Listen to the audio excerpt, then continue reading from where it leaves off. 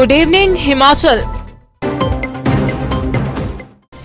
Investor meet के बाद कोविड-19 के चलते जो हालात बने हैं उसने देश व प्रदेश की आर्थिक स्थिति को प्रभावित किया है। मुख्यमंत्री जयराम ठाकुर का कहना है कि इसका असर उन लोगों पर भी हुआ है जो प्रदेश में इन्वेस्ट करने के इच्छुक थे। इससे कुछ डिले तो हुआ है, लेकिन प्रदेश सरकार अपनी योजना और अपने टारगेट को पूरा करने को लेकर पूरा प्रयास कर रही है। नेता प्रतिपक्ष द्वारा प्रदेश सरकार पर पंचायत चुनावों को टालने के लगाए गए आरोपों पर मुख्यमंत्री ने कहा कि पंचायत चुनाव करवाने की तैयारी की जा रही है। इस संदर्भ में लोगों की ओर से भी डिलिमिटेशन के प्रस्ताव आ रहे हैं। समय पर चुनाव करवाने की तैयारी की जा रही है। कवायद की गई, इन्वेस्टर मीट होती है, उसके बाद कोविड-19 का संकट आ जाता है। क्या मानते हैं कि कोविड के कारण वो जो प्रयास किए गए थे कहीं ना कहीं उन पर प्रतिकूल प्रभाव पड़ा है? देखिए, जहाँ तक हमारा जो इन्वेस्टर मीट के माध्यम से जो प्लान था वो हमने छोड़ा नहीं। कोविड के चलते प्रभावित सारी चीज़ें हुई, प्रदेश की इकोनॉमी, देश की इकोनॉमी, और स्वाभाविक रूप से जो इन्वेस्टर्स है वो भी संकट में इस वक्त बहुत ज़्यादा है। लेकिन फिर भी उसके बावजूद हम इंतज़ार कर रहे हैं कि परिस्थितियाँ सुधरें।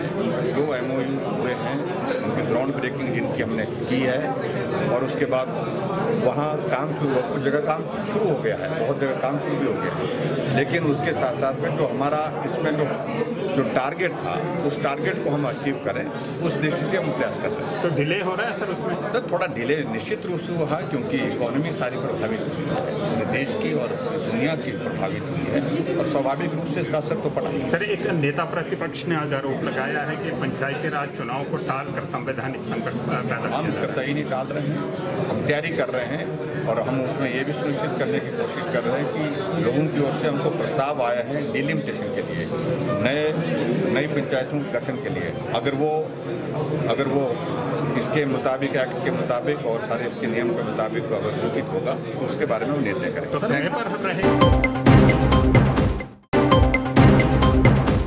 पूर्व विधायक यादविंद्र गोमा एवं ऐसे विभाग के चेयरमैन ने कहा है कि शायद लोकतंत्र में अपनी मांगों को शीर्ष नेतृत्व के समक्ष रखना कोई गुनाह है। उन्होंने कहा कि इसका प्रमाण उस समय देखने को मिला जब मंदखड पर पुल बनाने की मांग को लेकर कुरू, केलन व भगलाल गांव के लोग बच्चों सहित शांतिपूर्ण तरीके से सीएम के इंतजार में खड़े थे, और जैसे ही सीएम जयसिंहपुर पहुंचे तो भाजपा कार्यकर्ताओं ने उनके पोस्टर फाड़ दिए। यादविंद्र गोमा ने कहा कि सरकार व मुख्यमंत्री स्वयं इस बात पर संज्ञान लें व जिन लोगों ने भी ये किया है उनके खिलाफ FIR दर्ज हो और उन लोगों के खिलाफ कार्रवाई की जाए। उन्होंने कहा कि अगर प्रशासन इस पर उचित कार्रवाई नहीं करता है तो कांग्रेस सड़कों पर उतरकर विरोध प्रदर्शन करेगी। उन्होंने कहा कि इस घटना पर स्थानीय विधायक नैतिकता के आधार पर माफी मांगे या फिर इस्तीफा दे। इस 3 सालों के बीच में जो है हमने कई जयसिंहपुर विधानसभा क्षेत्र में काम करवाए हैं। मैं उनसे ये पूछना चाहूंगा आपके माध्यम से कि ऐसा कौन सा नया काम उन्होंने इस क्षेत्र के लिए किया है। ये सभी वही काम है जो राजा वीरभद्र सिंह जी के सरकार में पिछले, जब मैं विधायक था उस कार्यकाल में जो काम हमने मंजूर करवाए थे, उस समय जो है हमने MLA प्रायोरिटी में जो सड़कें डाली थी, पानी की स्कीमें डाली थी, उन्हीं का आज जो है पूर्ण रूप से जो है शिलान्यास किए जा रहे हैं और उद्घाटन किए जा रहे हैं। मैं तो हैरान इस बात का हूँ कि जब चुनाव आया था तो स्थानीय विधायक ने सबसे बड़ा मुद्दा DSP ऑफिस का बनाया था, और DSP ऑफिस जो है हमने राजा वीरभद्र सिंह जी से लड़के लिया था, और उस समय उन्होंने घोषणा की थी कि यहाँ पे DSP का ऑफिस बनेगा। लेकिन मैं हैरान इस बात से हूँ कि 3 साल का समय व्यतीत हो गया और विधायक जी को ये नहीं पता कि आज तक जो है किस पोस्टें जो है क्रिएट बनी हुई है। और इसका प्रूफ ये नोटिफिकेशन है 12 सितंबर 2017 की, इसमें सारी पोस्टें सैंक्शन पड़ी हुई है, और स्थानीय विधायक कहता है कि अभी हमें जो है आप पोस्टें क्रिएट करके दें। ठाकुरद्वारा पुलिस टीम और सकोह बटालियन की स्पेशल पुलिस टीम ने रविवार को मंड क्षेत्र में नशे के कारोबारियों के खिलाफ संयुक्त अभियान छेड़ा। इस संयुक्त अभियान के तहत पुलिस चौकी ठाकुरद्वारा के अधीन पड़ते गांव मीलवा, दमोता, उलेहड़िया, खानपुर, त्योड़ा, बसंतपुर, गगबाल, बरोटा और ठाकुरद्वारा के नशे के सौदागरों के घरों में दबिश दी। इस बीच क्षेत्र के प्रमुख तस्कर घरों पर ताले लगाकर भाग खड़े हुए।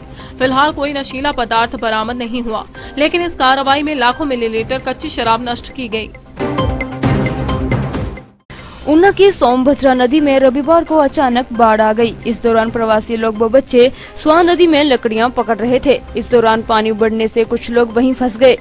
बाढ़ के पानी में घिरे प्रवासियों को बाहर निकालने के लिए फायर ब्रिगेड ऊना को रेस्क्यू करने के लिए सूचना दी गई। सूचना मिलते ही फायर ब्रिगेड ऊना के प्रभारी नितिन धीमान के नेतृत्व में 2 टीमें मौके पर पहुंची। इसी बीच जैसे तैसे पानी में फंसे प्रवासी बाहर निकल आए और फायर ब्रिगेड कर्मियों को देखते ही वे वहां से भाग खड़े हुए। सूचना मिली कि स्वां नदी में प्रवासी लोग पानी में फंस गए हुए हैं। तुरंत इस क्रू को भेज दिया जाए।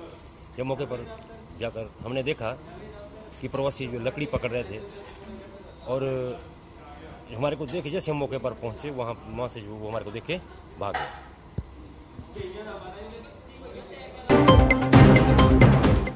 बरसात के मौसम में बारिश को तरस गए गगरेट कस्बे में रविवार सुबह हुई मौसम की पहली भारी बारिश ने व्यवस्थाओं की पोल खोलकर रख दी। नगर पंचायत गगरेट के भरवाई रोड पर बरसाती पानी की निकासी के लिए बनाई गई नालियों ने एक बार फिर से स्थानीय लोगों को दिक्कत में डाल दिया। पानी की उचित निकासी न होने से राष्ट्रीय राजमार्ग ने बरसाती नाले का रूप ले लिया और पानी लोगों के घरों में जा घुसा। प्रशासन व संबंधित विभाग से बार बार गुहार लगाने के बावजूद लोगों की इस समस्या का कोई भी समाधान नहीं किया जा रहा है। बरसात जो आज हुई है उससे पानी से कोई नुकसान तो नहीं हुआ आपका? सारा पानी मकान के अंदर ही बढ़ गया ही। अच्छा। और फिर एक तरफ नेरा भी था, उसने जिले बारिश शुरू हुई फिर कड्डन बेले भी टाइम लग गया, अंदर कमरे सारे बढ़ गया। ये पहली बार असा हुआ या अक्सर ऐसा? पहले भी इदा ही होंदा जी। पहले भी असी कंप्लेंट की थी तो फिर वो आके देख दूख के चले गए थे, कोई उसका हीला ही नहीं होया। अच्छा, कितने साल हो गए इसे? इनू हो गई कोई 7-8 साल हो गए। 7-8 साल से ऐसे ही है? इदा ही है जी। वो सामने बैंक वाले है, उन्होंने भी बार बार अंदर बढ़ता ही पानी, उन्हें भी 4-5 बारी थले फर्श फुर्श पा बैठे हैं। अच्छा। और इसका कोई हल ही नहीं है। NAC वाले भी आते हैं, देख दूख के चले जाते हैं सारे। कोई हल नहीं निकाला इसका? हल कोई नहीं करता। शिमला के रिज के नीचे अंग्रेजों के समय में बने टैंक के ऊपर आई दरारों को भरने के लिए जल निगम प्रबंधन ने कार्य शुरू कर दिया है। शिमला के स्कैंडल पॉइंट के पास रविवार को खुदाई की गई। इस दौरान जमीन के नीचे दबी पानी की पाइपों का निरीक्षण किया गया। साथ ही यहां रिज के टैंक को जाने वाले पानी को शिमला के संजौली टैंक में बाईपास करने का कार्य शुरू किया जा रहा है। ये कार्य रिज की दरारों को भरने के लिए किया जा रहा है। संभावना है कि इस बाईपास कार्य के दौरान शहर में कई क्षेत्रों में पानी की किल्लत हो सकती है।